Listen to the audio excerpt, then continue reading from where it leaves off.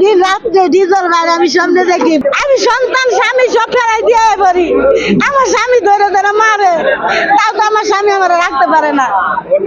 কে কি করবে এটা তো আমার দেওয়ার বিষয় না, আমি তো ভক্ত হয়ে গেছি, তার যে আমি ভক্ত, তার ভালোবাসার ভক্ত। দাদিমা ছবি পরে হইলো গিয়া বেহেস্তে চাবি, আম্মা যান সামনে মান্নে খুঁজতে দেয় রিস্কওয়ালা, আমি আর জমিন জমিন আমি এমন ভক্ত হয়েছি, আমি বলা শুনতাম ভাষা নাই।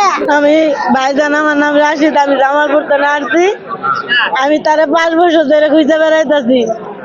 আমি গুলশান, গাবতলি, বনানী, পরে হ্যাঁ যে সিনেমা হল আছে এইদিকে সব জায়গায় আমি খুঁজে বেড়াইছি। তখন তার সিনেমা হল যেখানে গাবতলি সেখানে গেলাম, তখন সিকিউরিটি বললো সে সেখানে থাকে না, আগে ছিল এখন থাকে না।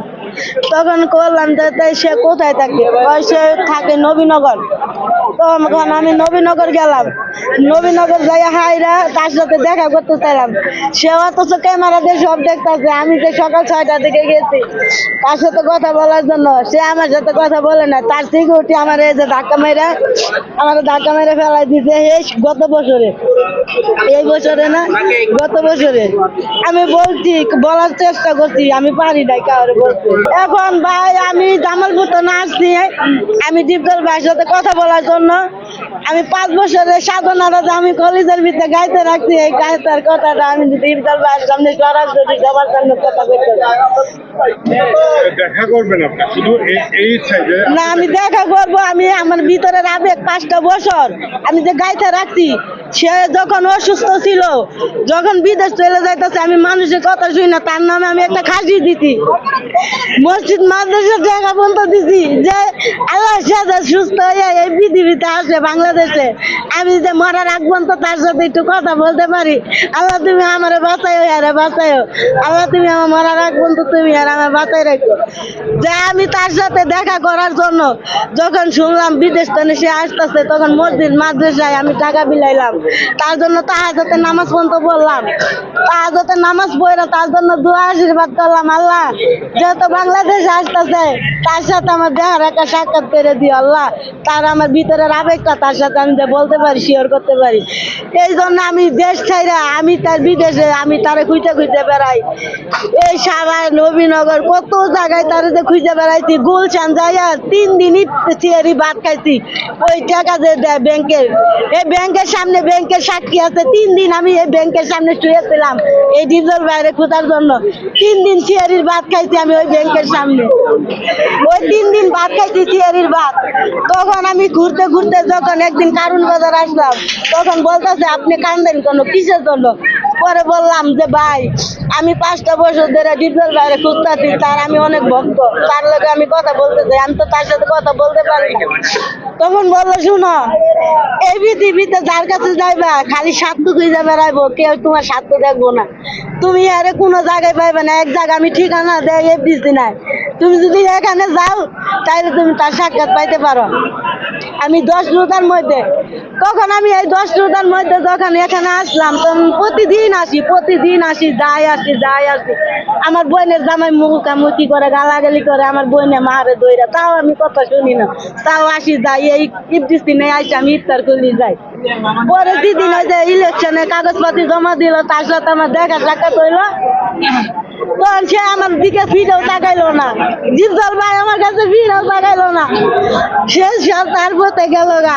আমি পরে রাত 10টা পর্যন্ত বৈঠক থেকে অপেক্ষা করে গেছি, অভিশাপ দিতে লেছি। তখন এনের মানুষ আমার ভাই করে দিতে কয় তুমি অভিশাপ দিও না, তুমি তাহাজ্জুদে নামাজ পড়া তুমি তার সাথে আরো দোয়া করো। 5 বছর ধরে অপেক্ষা করতেছি একটা, তার ছবির যে হিস্টোরিটা, তার ছবির যে কাহিনীটা আর আমার ভিতরে অন্তরের কাহিনীটা এক, এই কারণে ছবিটা আমার হিস্টোরির ভিতরে লাগিয়ে গেছে গা। সে দাদিমা ছবি পরে হইলো গিয়া বেহেস্তে চাবি, আম্মা যান সামনে মান্নে খুঁজতে দেয় রিস্কওয়ালা, আমি কাজের মানুষ ভাই, আমি চাচ্ছু ছবি পরে হইলো গিয়া সুলতান খান, মানে অনেক ছবি আমি তার দেখছি। দেখার পরে আমি আর জমিন আমি এমন ভক্ত হয়েছি, আমি বলা শুনতাম ভাষা নাই।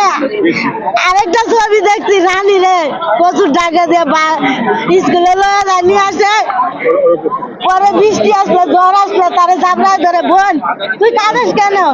আমি আসছি। যখন এই জিনিসটা আমার অন্তরের ভিতরে গাচ্ছি, প্রতিদিন রাত্রে ডিজেল বাইরে আমি সামনে দেখি, বোন তুই কাঁদিস না, বোন কাঁদিস না, আমি তোর পাশে আছি। সে তো আমার বাস্তবে নাই, সে তো আমার স্বপ্নে আসছে আমার জ্বালা যন্ত্রণা করে, আমি খাইতে পারি না, ঘুমাইতে পারি না। এই জন্য তো আমি আরো খুঁজতে বেড়াইতেছি। এখন আপনার চাওয়াটা কি?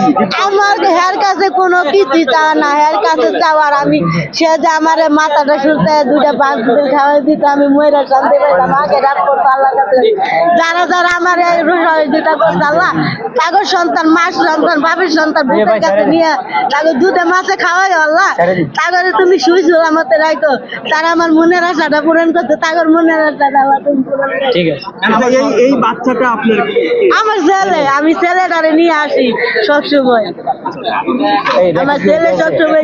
এখন এই মুহূর্তে সর্বশেষ আপনার চাওয়াটা কি? আমার চাওয়াটা সবার সামনে যে ডিপলাল ভাই আমার সাথে কথা বলে, আমার আবেগের কথাটা যে ভাইয়ের কাছে আমি খুলে বলতে পারি। না না, আমি তার সাহায্য চাই না, আমি তার টাকা পয়সা চাই না, আমি তার সাহায্য চাই না, আমি তার ভক্ত, আমি তার টিয়া দিয়ে কি করবো? আজকে টাকা আছে, কালকে নাই কে? আজকে যদি এই ডিপলাল ভাই মরে যায়, এই ভক্তরা তার জন্য কানবো। এই ছবি বাংলাদেশে করছে দেখে, হিস্ট্রি কাহিনী হইতে দেখে তো ছবি, তার জন্য হিট লাগে দেখে তো আমরা কাঁদতেছি। তার অভিনয়ের ভক্ত দেখে তো আমরা তার ভক্ত হইছি। তার টাকার ভক্ত না তো আমরা, তার টাকা পয়সা দেখি ধর্ম। আজকে নয় আমার 50,000 টাকা দিব, আমি নয় 5 মাস বসে খামো, তাহলে কি আমার কামাই করে খাইতে হইব না? তার আমি টাকা দিয়ে কি করবো? তার টাকার তো আমার দরকার নাই। কিন্তু আপনি ডিপজল সাহেবের যে ভক্ত হলেন, মানে কিসের জন্য ভক্ত হয়েছেন তার?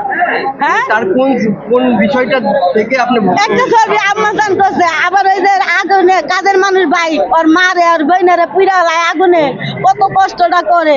আবার একজনের ডেলিভারি হয়, মারে মাথাত করে খাতাত করে লইয়া যায় ডেলিভারি করতে, বৃষ্টি মরে বৃদ্ধা আদান দেয় আল্লাহ আকবার কয়া। তার এই হিস্টোরিটি তো আমার কলিজার ভিতরে লাগে ধরে, এই হিস্টোরি লাগে তো আমি আর পাগল হয়ে গেছি। আমি আজ পর্যন্ত আমার বাবা মারে আমি কষ্ট দেই নাই, আর কাহিনীর ছবিটি যখন আমি আমার অন্তরে একটা ব্যাপার সেটা হলো যে আপনার সন্তান তাকে তো মানুষ করতে হবে। হ্যাঁ। আপনি একটা যার ফ্যান আপনি, তার পিছনে পড়ে থাকলে তো আর হবে না। সন্তানকে কিভাবে মানুষ করবেন, এই ব্যাপারটা আপনার কাছে আপনি আমার সন্তানটা মানুষ করতেছি তো, তার তো পড়াশোনা, তার বাবা মা, গাইড দেওয়া লাগে। আমি তো অনেকে তার তো মা, অনেকে বলবে যে আপনি একটা ব্যক্তির পিছনে কেন পড়ে আছেন, আপনি তো আপনার সন্তান। আমি তো তার ভক্ত, আমি তো ভক্ত থাকতে পারি না। আমি সন্তান স্বামী সব ফেলাই দিয়ে পারি, আমার স্বামী ধরে ধরে মারে, তাও তো আমার স্বামী আমার রাখতে পারে না। কে কি করবে এটা তো আমার দেওয়ার বিষয় না, আমি তার ভক্ত হয়ে গেছি, তার যে আমি ভক্ত, তার ভালোবাসার ভক্ত, এর কি আমার অন্যায়?